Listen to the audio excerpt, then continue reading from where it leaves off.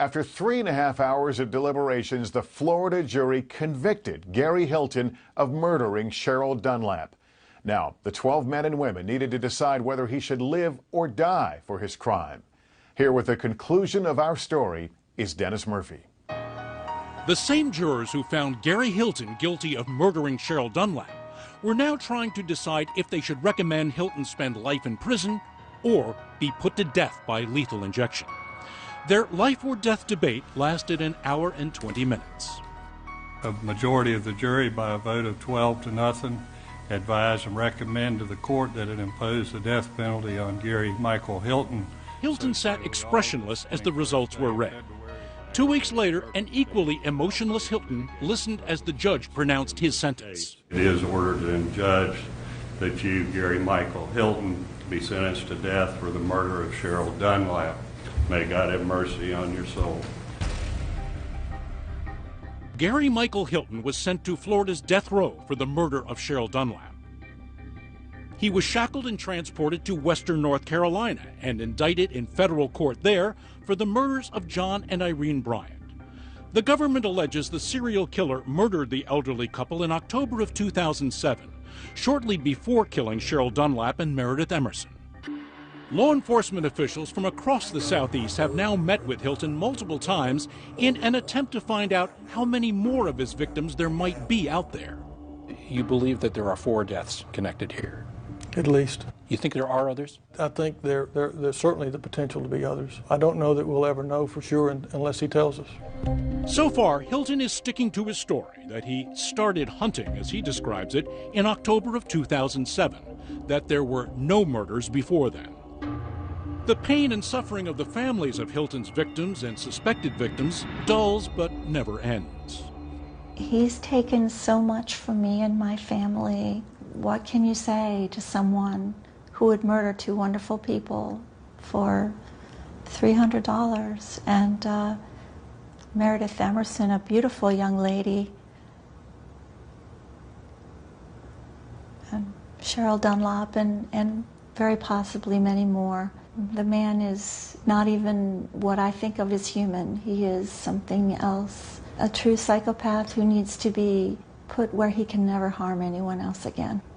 For Cheryl Dunlap's friends and family in Florida, Hilton's conviction provoked conflicting feelings. And I think, believe it or not, that Cheryl would want us to forgive. And when I went into the courtroom and I actually saw him, my thought was not that they put him to death or this or that. I was glad he was off the street. But I have to forgive Gary Hilton. I have to. Tabby, in the family, it was a death penalty case and the jury recommended the death penalty and that was the sentence. Does it matter to you? We were pleased with the outcome, yes. And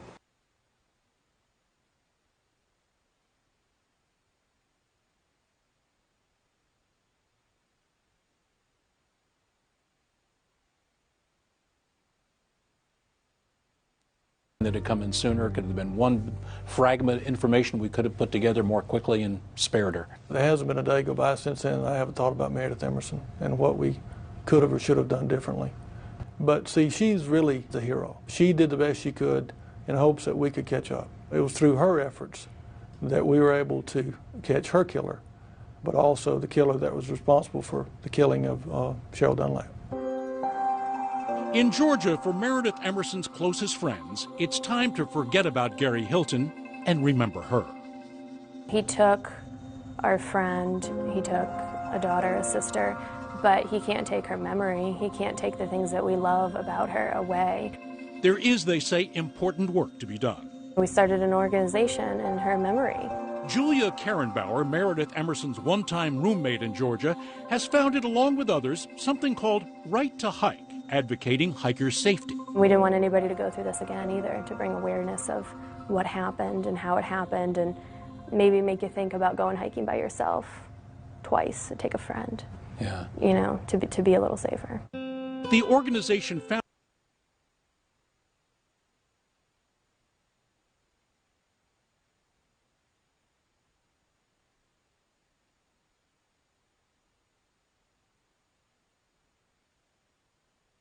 I never met Meredith, but I feel like I know her, and I wanted to come out and support. And that was the biggest thing, the community outreach after everything happened. Right to Hike has aided humane societies, educated hikers on safe practices, and put cell towers on trailheads. One of the big things that we realized very quickly on these trails that our cell phones didn't work, and Meredith had her cell phone with her, and that didn't help her. And if you ever hike Blood Mountain, you just might notice a little sticker there as you head out. Remember me, M.E., Meredith Emerson. She, most of all, would like you to enjoy your day in the outdoors. She just really enjoyed being out with nature and, watching Ella run through the forest and, play with other dogs. I think it was just a really peaceful place for her to be. People go to these places to relax and get away from everyday life and enjoy the outdoors, and they should continue to do that. These are some of the safest places there are to go. Until the monster shows up. Yeah.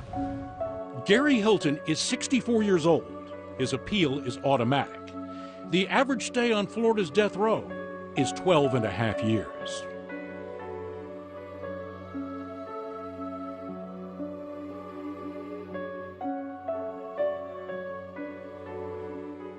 In March 2012, Gary Hilton pleaded guilty to the 2007 murders of John and Irene Bryant in North Carolina.